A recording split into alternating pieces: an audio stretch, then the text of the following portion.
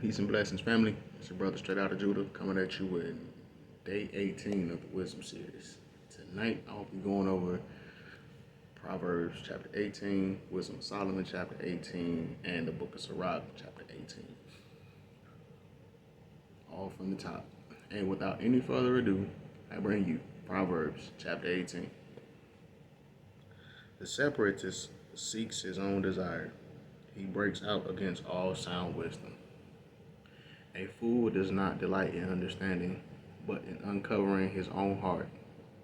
When a wrong one comes, scorn comes too, and with shame comes reproach. The words of a man's mouth are deep waters. The fountain of wisdom is a flowing stream. It is not good to show partiality to the young, or to turn aside the righteous in right ruling. A fool's lips enter into strife, and his mouth calls for blows. A fool's mouth is his ruin, and his lips are a snare of his life. Are the snare of his life.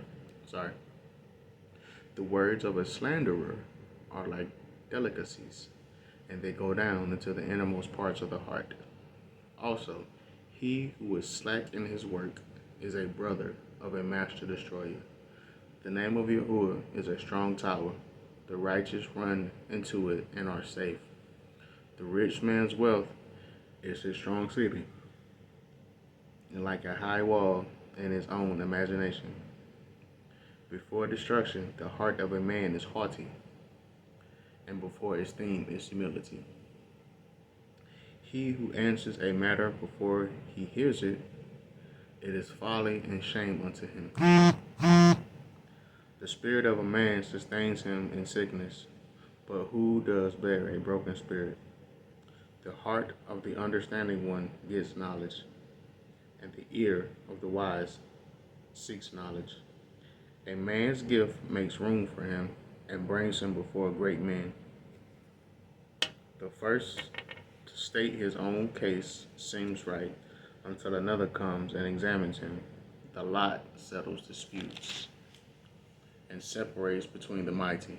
A brother transgressed against is a strong city, and contentions are like the bars of a citadel.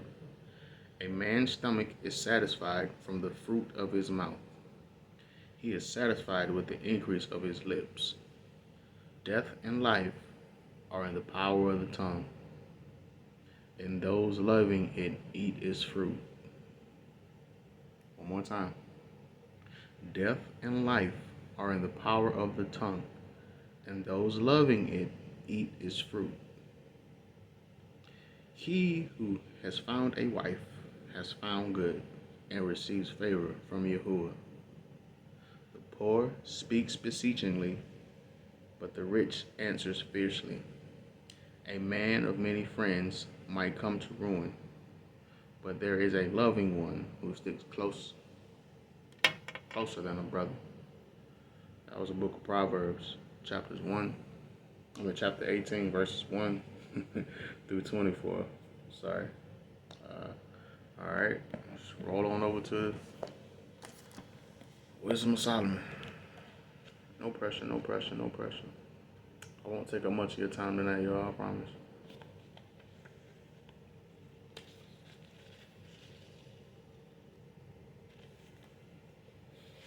This is the Book of Wisdom of Solomon, chapter 18.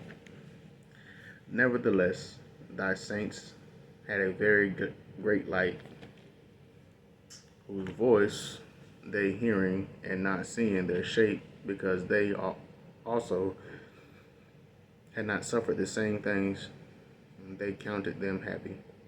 But for that they did not hurt them now, of whom they had been wrong before. They thanked them and besought them pardon, for that they had been enemies. Instead whereof thou gavest them a burning pillar of fire, both to be a guide of the unknown journey, and an harmless sun to entertain them honorably. For they were worthy to be deprived of the light and imprisoned in darkness, who had kept thy sun shut up, by whom the uncorrupt light of the law was to be given unto the world. And when they had determined to slay the babes of the saints, one child being cast forth and saved to reprove them, thou tookest away the multitude of their children, and destroyedst them altogether in a mighty water. Of that were our fathers certified afore, that assuredly, knowing unto what oaths they had given credence, they might afterwards be of good cheer. So of thy people was accepted both the salvation of the righteous and the destruction of the enemies. For wherewith thou didst punish our adversaries, by the same thou didst glorify us, whom thou hast called. For the righteous children of good men did sacrifice secretly, and with one consent made a holy law, that the saints should be alike partakers of the same good and evil. The fathers now singing out of the songs of praise, but on the other side there sounded an ill according cry of the enemies. And a lamentable noise was carried abroad for children that were bewailed. The master and the servant were punished after one manner, and like as the king, so suffered the common person. So they altogether had innumerable dead with one kind of death. Neither were the living sufficient to bury them, for in one moment the noblest offspring of them was destroyed. For whereas they would not believe anything by reason of the enchantments upon the destruction of the firstborn, they acknowledged this people to be the sons of Elohim. For while all things were in quiet silence, and that night was in the midst of her swift course, thine almighty word leaped down from heaven, out of thine royal house, as a fierce man of war into the midst of a land of destruction, and brought thine unfeigned commandment as a sharp sword, and standing up filled all things with death. And it touched the heaven, but it stood upon the earth. Then suddenly visions of horrible dreams troubled them sore, and terrors came upon them unlooked for. And one thrown here and another there, half dead, showed the cause of his death. For the dreams that troubled them did foreshow this, lest they should perish, and not know why they were afflicted. Yea, the tasting of death touched the righteous also, and there was a destruction of the multitude in the wilderness, but the wrath endured not long. For then the blameless man made haste and stood forth to defend him, and bringing the shield of his proper ministry, even prayer, and the propitiation of incense, set himself against the wrath, and so brought the calamity to an end, declaring that he was thy servant. So he overcame the destroyer, not with strength of body, nor force of arms, but with a word, subdued him that punished, alleging the oaths and covenants made with the fathers. For when the dead were now fallen down by heaps upon another, standing between, he stayed the wrath, and parted the way to the living. For in the long garment was the whole world, and in the 4 rows of the stones was the glory of the Father's graven, and thy majesty upon the diadem of his head. Unto these the destroyer gave place, and was afraid of them. For it was enough that they only tasted of the wrath. That was the Wisdom of Solomon, chapter 18, verses 1 through 25. Now, if you will, flip on through to the book of Sirach, or Ecclesiasticus, chapter 18. From the top, let's get it. He that liveth forever created all things in general. Yahuwah only is righteous, and there is none other but he, who governeth the world with the palm of his hand, and all things obey his will. For he is the king of all by his power, dividing holy things among them from profane, to whom he hath given power to declare his works, and who shall find out his noble acts? Who shall number the strength of his majesty, and who shall also tell out his mercies? As for the wondrous works of Yahuwah, there may nothing be taken from them, neither may anything be put unto them, neither can the ground of them be found out. When a man hath done, then he beginneth, and when he leaveth off, then shall he be doubtful. He shall be doubtful. What is a man, and whereto serveth he? What is his good, and what is his evil? The number of a man's days at the most are 100 years. As a drop of water unto the sea, and a gravel of stone in comparison of the sand, so are 1,000 years to the days of eternity. Therefore Elohim is patient with them, and poureth forth his mercy upon them. He saw and perceived their end to be evil. Therefore he multiplied his compassion. The mercy of man is toward his neighbor, but the mercy of Yahuwah is upon all flesh. He reproveth and nurtureth, and teacheth and bringeth again as a shepherd his flock.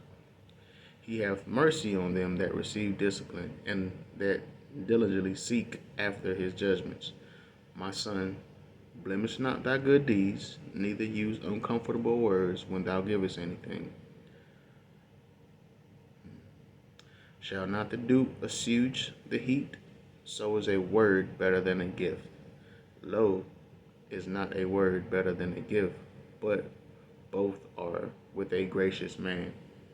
A fool will upbraid churlishly, and a gift of the envious consumeth the eyes. Learn before thou speak, and use physic, or ever thou be sick. Before judgment examine yourself, and in the day of visitation thou shalt find mercy. Humble thyself before thou be sick, and in the time of sin show repentance. Let nothing hinder thee to pay thy vow in due time, and defer not unto death to be justified. Before thou prayest, prepare thyself, and be not as one that tempteth Yahuwah. Think upon the wrath that shall be at the end, and the time of vengeance, when he shall turn away his face. When thou hast enough, remember the time of hunger, and when thou art rich, think upon poverty and need. From the morning until the evening, the time is changed, and all things are soon done before Yahuwah. A wise man will fear in everything, and in the day of sinning he will beware of offense.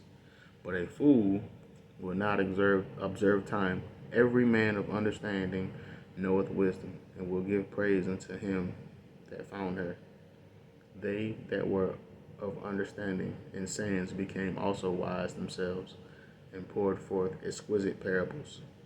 Go not after thy lusts, but refrain thyself from thine appetites. If thou givest thy soul the desires that please her, she will make thee a laughing stock to thine enemies that malign thee. Take not pleasure in much good cheer, neither be tied to the expense thereof. Be not made a beggar by banqueting upon borrowing. When thou hast nothing in thy purse, for thou shalt lie in wait for thy own life and be talked on. That was the book of Sirach, chapter 18, verses 1 through 33. Family, I thank you for tuning in with me tonight. Those are pretty good, especially in Proverbs where it says life and death are in the power of the tongue. So remember what you speak, what you say, and also it also mentioned listen to a matter before you speak on it, and if you don't, it's considered folly. So just sit down, take the time to be quiet, listen to the whole thing, the conclusion of the whole matter, and speak on it. And if you ain't got nothing to say, don't say nothing. So yeah, I ain't got nothing to say. I love y'all. Peace.